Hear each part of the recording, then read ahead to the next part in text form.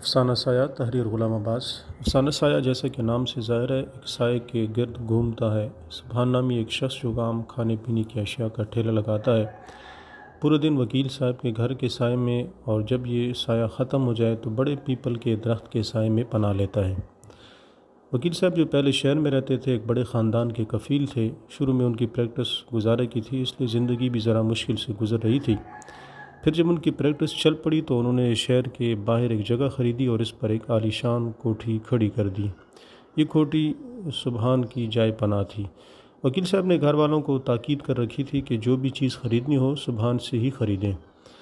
اس کے علاوہ راہگیر، تانگے والے وکیل صاحب سے ملنے والے اور ان کے رشتہ دار وغیرہ ان سے ہی خریداری کرتے تھے۔ سبحان کی چاندی تب ہوتی تھی جب کوئی بارات یہاں سے گزرتی تھی۔ بارات والے پیپل کے سائے تلے تھوڑی دیر کے لیے سستاتے تو ساتھ سبحان کے ٹھیلے پر بھی ٹوٹ پڑتے۔ سبحان کا ویسے بھی کوئی اس دنیا میں نہیں تھا، اس کے لیے یہ چھوٹی موٹی بکری سے اس کا گزر بسر اچھی طرح ہوتا تھا۔ اس سے پہلے سبحان مختلف شہروں میں رہا تھا اور مختلف کام کیے تھے، لیکن کوئی بھی مستقل مزاجی سے نہ کر سکا۔ وہ آزاد طبیعت کا مالک تھا، کچھ عرصہ مزدوری کرتا رہا، لیکن جب بڑھاپے کے آثار نمودار ہونے لگے تو اس نے ٹھیلا لگا لیا۔ وکیل صاحب کے مکان کے سائے میں 5 سال گزارنے کے بعد وہ وکیل صاحب کے گھر کے سارے حالات سے واقف ہو چکا تھا۔ وہ جانتا تھا کہ وکیل صاحب کی بیوی نے سب بچوں کو ایک چھاتی کا دودھ پلایا ہے، کیونکہ دوسرے میں دودھ نہیں اترتا۔ منجلی بیٹی سب سے زیادہ غسیلی ہے۔ وکیل صاحب کے والد پیشے سے قصاب تھے، وغیرہ وغیرہ۔ سبحان نے گھر کے اندر قدم تک نہیں رکھا تھا، لیکن اس کے باوجود اسے معلوم تھا کہ کون کس کمرے میں رہتا ہے، گھڑیال کس کمرے میں ہے، دیوان خانہ کہاں ہے اور باورچی خانہ کس منزل پر ہے۔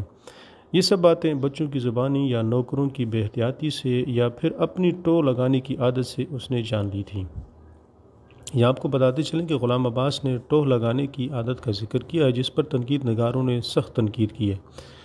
ایک ایسا شخص جس پر وکیل صاحب کے اتنے احسانات ہوں اور وہ وکیل صاحب کے گھر کی ٹو لگاتا پھرے، سبحان کے سارے کردار کو مشکوک بنا دیتا ہے۔ یہ لفظ اسے خود غرض، شرارت پسند اور نمک حرامی کے کٹہرے میں لا کھڑا کرتا ہے، حالانکہ باقی افسانہ اس کے نئے کردار کی گواہی دیتا ہے۔ وکیل صاحب کے چھوٹے بچے اسکول جاتے ہوئے سب سے پہلے بونی لگاتے۔ ان بچوں کو سبحان زیادہ چیزیں دیتا اور اس بہانے ان سے معلومات حاصل کرنے کی کوشش کرتا۔ پھر صاحبزادیوں کے لیے تانگے آتے اور انہیں اسکول لے جاتے۔ تینوں صاحبزادیاں اور ماما برقعے پہنے تانگے میں سوار ہو کر چل پڑتی۔ پھر بڑے صاحبزادے مختار اور شمشاد اپنی سائیکلیں اٹھائے باہر نکلتے۔ دونوں جب سبحان کے پاس پہنچتے تو گرما گرم بحث میں مشغول ہوتے، جس میں بڑا بھائی اپنے بڑے پن کا فائدہ اٹھا کر دوسرے کو دبانے کی کوشش کرتا۔ سبحان کو ان کی گفتگو بالکل سمجھ نہیں آتی تھی۔ 10 بجے کے قریب وکیل صاحب کا تانگا آتا اور وہ اس میں بیٹھ کر کچہری روانہ ہو جاتے۔ ان افراد میں سے ہر ایک سبحان سے کوئی نہ کوئی چیز خرید کر جاتا، کوئی پان، کوئی سوڈے کی بوتل، کوئی سگریٹ، کوئی برف کا چورا، کوئی سنترے کی پھانکیں اور کوئی انگریزی مٹھائی۔ سبحان کو ان تمام کے جانے کا وقت اور ان کی ترجیحات معلوم تھیں، اس لیے وہ پہلے سے ہی چیزیں تیار کر کے رکھ لیتا۔ سبحان ان تمام افراد کو بھی جانتا تھا جو وکیل صاحب سے ملنے آتے تھے یا ان کے رشتہ دار تھے۔ بیگم صاحبہ کی رشتہ داروں سے بھی اس کی واقفیت تھی۔ وکیل صاحب کے صاحبزادوں کے دوستوں سے بھی شناسائی تھی، خصوصاً ریاض جو شمشاد کا دوست تھا۔ اکثر شام کو ہاکی کھیلنے کے بعد ان کے گھر کے سامنے دیر تک ان دونوں بھائیوں سے گفتگو کرتا۔ کئی بار رخصت لیتا مگر پھر کھڑا ہو جاتا۔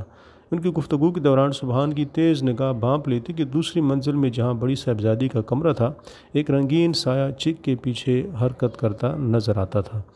رشتہ مانگنے کے جو لوگ وکیل صاحب کے گھر آتے، سبحان کو ان کی بھی خبر ہو جاتی۔ رشتہ طے ہوا یا نہیں، یہ معلومات یا تو وہ نوکر نوکرانی سے یا پھر چھوٹے بچوں سے باتوں میں معلوم کرنے کی کوشش کرتا۔ ایک دن اسے نوکرانی کی زبانی معلوم ہوا کہ بڑی صاحبزادی کا رشتہ ایک ڈاکٹر کے بیٹے سے طے پایا ہے جو BA میں پڑھتا ہے اور امتحان کے بعد شادی ہوگی۔ رشتہ طے ہونے کے بعد بڑی صاحبزادی کی طبیعت خراب رہنے لگی۔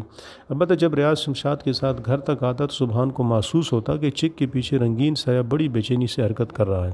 سبحان اس نتیجے پر پہنچ گیا تھا کہ بڑی صاحبزادی اور ریاض کے درمیان معاشقہ چل رہا ہے۔